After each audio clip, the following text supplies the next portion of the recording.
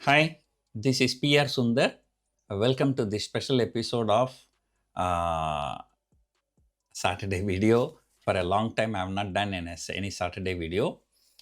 Today's title is End of F&O Game. So very interesting title. So many people may think that this is a clickbait thumbnail. So anyway, watch until the end of the video, so you will know the reason for this kind of title. Number one, the SEBI has been against this F&O trading, and lot of restrictions has been brought in by SEBI. Too many changes in the last few years.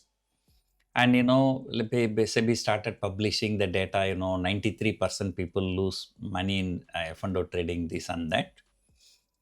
And that doesn't actually give a good picture, a right picture. So we don't have the breakup. Out of this 93%, how many percentage are option buyers or how many percentage of them are option sellers and so on. And how many percent of these people are hedgers. And say for example, for example, I'm bullish about the market. Okay, I go and buy a Nifty Beats. So if the market goes higher, I'm going to make profit. If market goes lower, and I'm going to lose it. Right?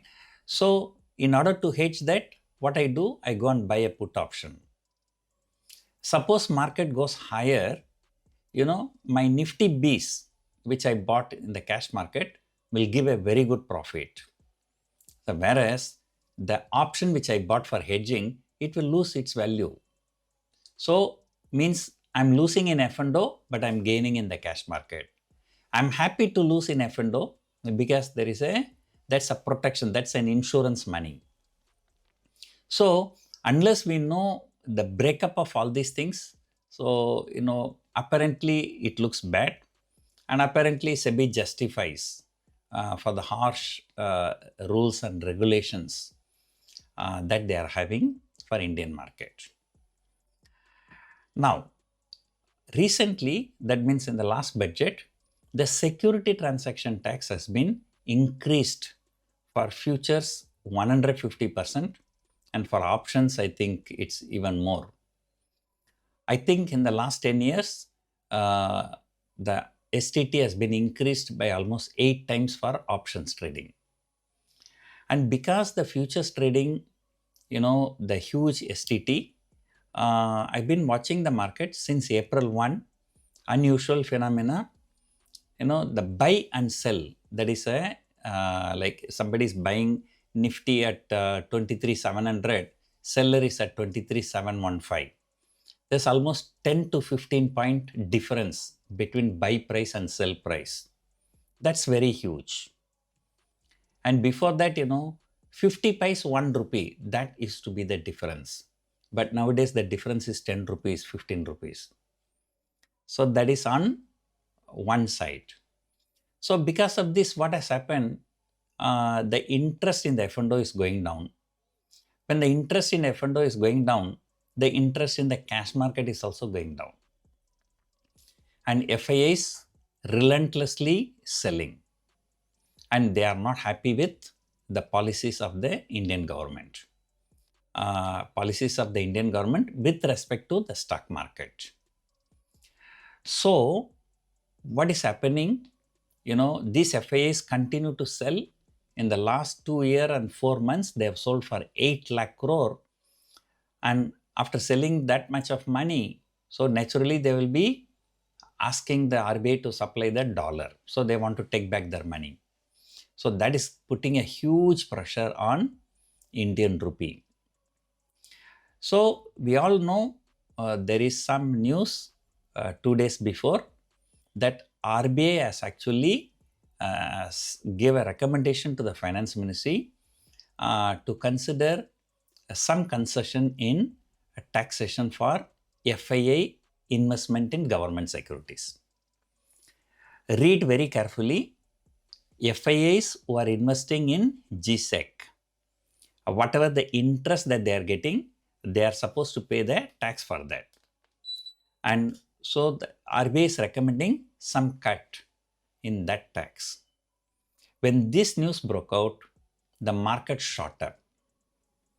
Even in one of my videos, in the comment section, I saw somebody's asking, what is the relation between tax concession for FIIs who are investing in the government securities and the stock market? So remember, most people, almost 99.9% of the people who are into selling of options, and they don't give the cash to the exchange. Either they buy some equity stocks, or those who do not want to take risk, they buy some debt mutual funds or liquid Bs. So they pledge that to the exchange and they get their collateral limit. So with that collateral limit only, they are playing into the futures and options market. So when it comes to FIIs, FIIs are not allowed to keep the money in bank FD in India. So what most of the FIIs do, they put their money in GSEC and give the GSEC as a collateral to the brokers. And they get the collateral limit. With that collateral limit only, they do trading in India. So now you see where is the connection between GSEC and the stock market trading. Now, what has happened? In the secondary market, already FIIs continue to sell relentlessly.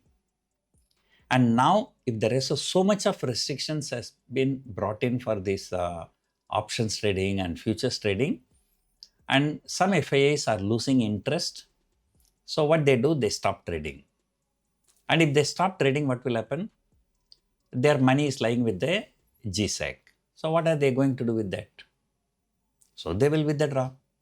So they will offload the GSEC and they will take that money back, again putting pressure on Indian rupee. So you just see logically, if an FII coming and putting the money only in GSEC and sitting down, don't do anything else, does that make sense? And today, if you invest in US Treasury, 30-year Treasury bond, the bond yield is 5%. And put the money in GSEC, the yield is 7%. So there is only 2% difference. But anyway, our currency will depreciate more than 2% per annum. Right?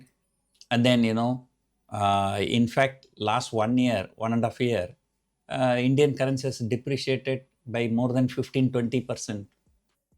So you put the money in US Treasury, you get 5%, put here 7%, you only get 2% extra for 1 year, and then you lose 7-8% currency depreciation. So effectively, you are getting negative return. So I don't think that there will be any FII want to come to India, put the money for GSEC only for getting interest from the GSEC.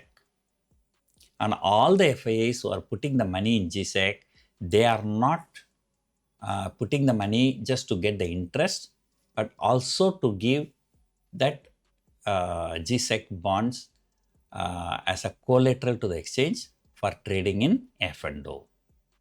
So now the government is trying to give some concession for the GSEC interest. So that means, they want FIIs to stay in India. They do not want FIIs to leave India. So indirectly they are saying, okay, to trade in futures and options, here we are throwing some slight incentive. That means you put your money in GSEC, give it as a collateral, trade, and then you don't pay tax or you pay less tax for the interest money that you are earning from the GSEC. So after so many negative things for futures and options trading, so I see this is the first positive steps towards encouraging futures and options in India. Of course, that is not given to retail people and it's not given to the local people.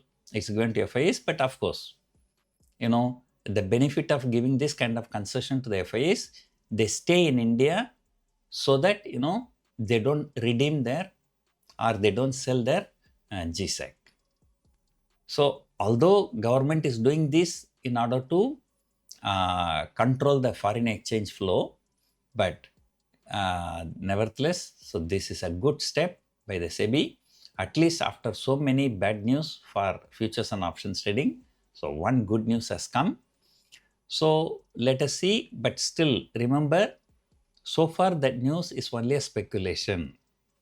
So there is no official confirmation.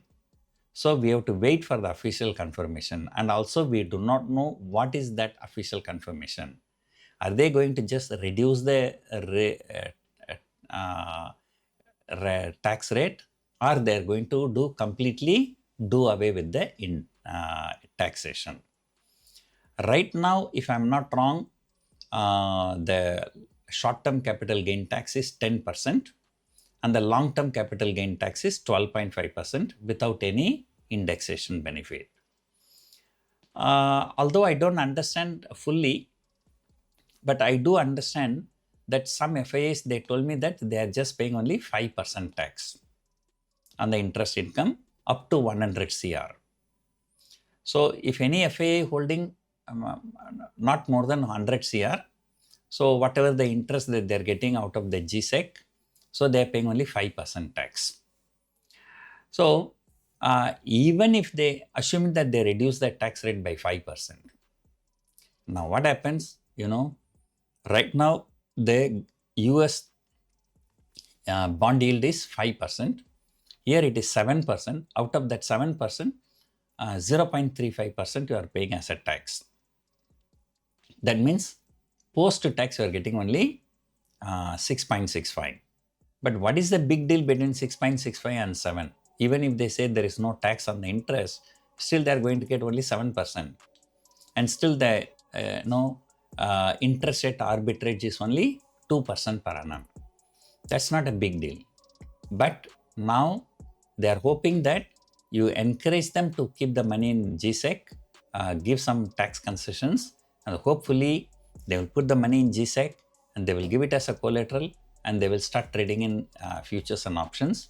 So then there will be some more depth. Right now, the depth is really very, very bad in markets.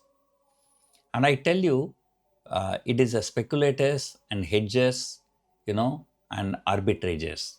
All three people are required for the market to function smoothly.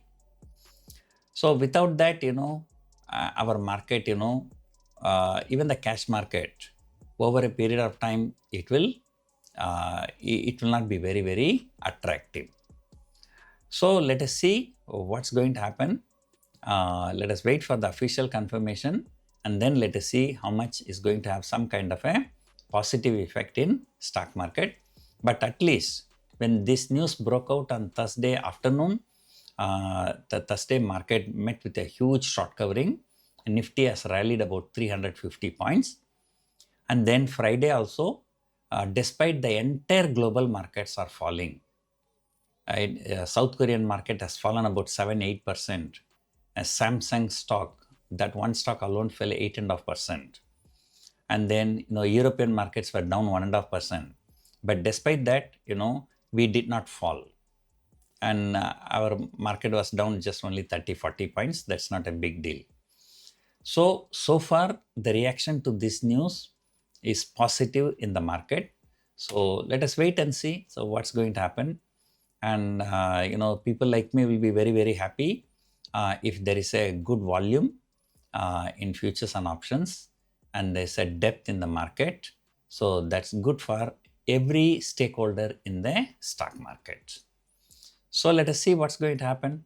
Hope you enjoyed watching this video. Thank you for watching.